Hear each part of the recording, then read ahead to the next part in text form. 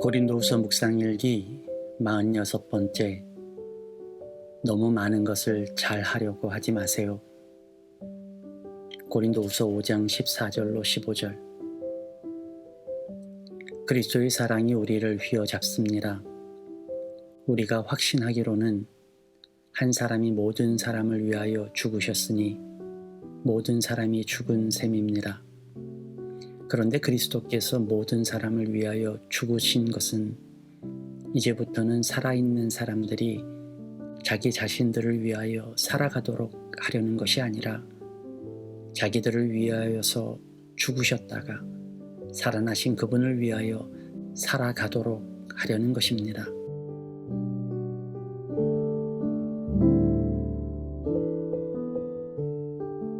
좋은 아침입니다. 이 아침에 여러분들을 축복하고 싶네요. 어떤 일을 하든 어느 곳에 계시든 여러분이 하고 있는 모든 일을 축복합니다. 하나님이 보내신 거룩한 사역의 자리에 계시기 때문입니다. 그 자리에서 최선을 다하는 여러분은 하나님의 착하고 충성된 종임을 믿습니다.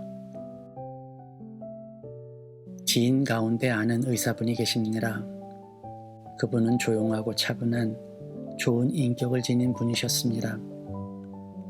교회와 직장에서 좋은 인상을 남기시는 성실한 분으로 자신의 재능을 살려 가끔 의료봉사도 자원하시고 이웃을 돌보는 데도 최선을 다하셨던 분입니다. 그런데 그분이 그만 심근경색으로 쓰러지셨죠. 의식을 잃고 쓰러진 지 사흘이 되도록 의식은 돌아오지 않았습니다. 이에 많은 사람들이 안타까운 심정으로 그를 위해 기도했다고 합니다.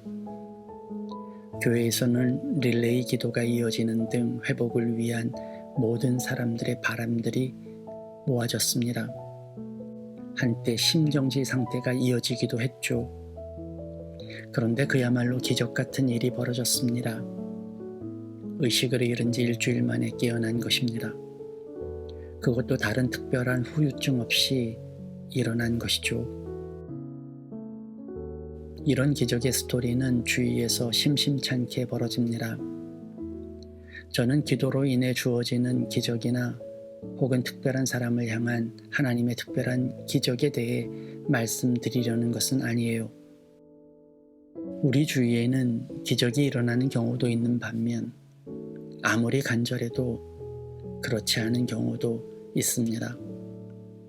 이를 두고 간절함의 크기나 깊이를 논하는 것은 적절치 않다고 생각합니다. 더구나 이를 믿음과 연결하는 일도 지혜로운 것은 아니죠. 기적에는 그저 우리와 깊이가 다른 하나님의 계획만이 있을 뿐이니까요. 그럼에도 이분의 예를 들은 것은 그분이 깨어난 이후의 삶 때문입니다. 그분은 죽음의 문턱에서 돌아오게 된 이유에 대해서 이런 말을 했습니다. 하나님께서 나를 다시 살려주신 것은 아직 내가 해야 할 일이 있기 때문이라고 말이죠. 그는 이전에는 자신이 하고 싶은 일을 했다고 했습니다. 의료봉사도 이웃사랑도 자신이 할 수 있고 여유가 있어서 했다는 겁니다. 그저 하고 싶어 했을 뿐이라는 거죠. 그것 이외에도 하고 싶은 일들은 많았답니다.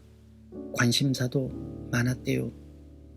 그런데 죽었다 다시 살아난 지금 그는 오직 이런 말만을 했습니다. 이제 나는 내가 하고 싶은 일이 아니라 주님이 원하시는 일을 하겠다고 말이죠. 이후 그는 자신이 하고 싶어서가 아니라 주님이 자신에게 맡기셨기 때문에 의료봉사를 한다고 했습니다. 자신이 진료하는 환자들에 대해 더 깊은 애정과 관심으로 다가갔고 시간이 될 때마다 양로원과 교도소 등 자신이 할 수 있는 일을 다 했습니다. 자신에게 주어진 새로운 시간을 오직 주를 위해 쓰기 위해서 말이죠. 어쩌면 바울은 딱 그 이야기를 오늘 본문에서 들려주고 있는지도 모르겠습니다. 그는 다메섹으로 가는 길에서 주님을 만났습니다.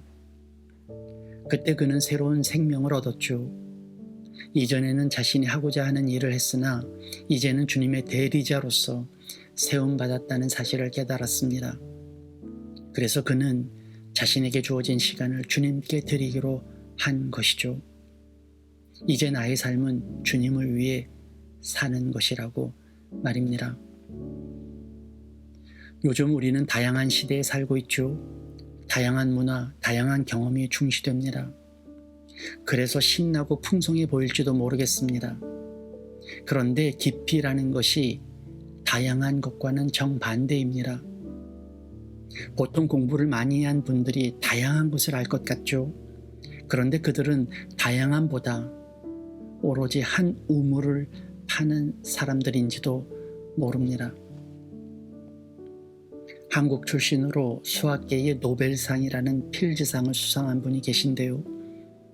그분과 그분의 아내분의 인터뷰를 본 적이 있습니다. 참 유쾌하고 재미있는 인터뷰였는데요. 아내분이 그러시더라고요. 남편이 정말 세계적인 수학자인데 레스토랑에서 팁 계산을 못한다는 거예요. 그러고 보니 아인슈타인도 담배값 계산을 못했다는 일화가 있다죠. 그런데도 이 두 부부는 행복해 보였습니다. 그때 저는 그런 생각을 했어요. 내가 너무 많은 것을 알려고 한 것은 아닐까 하는 생각 말이죠. 알고 있는 진리, 중요한 핵심, 소중하고 중심인 그 하나, 하나님을 아는 것만으로도 우리는 충분할지도 모른다고 말입니다.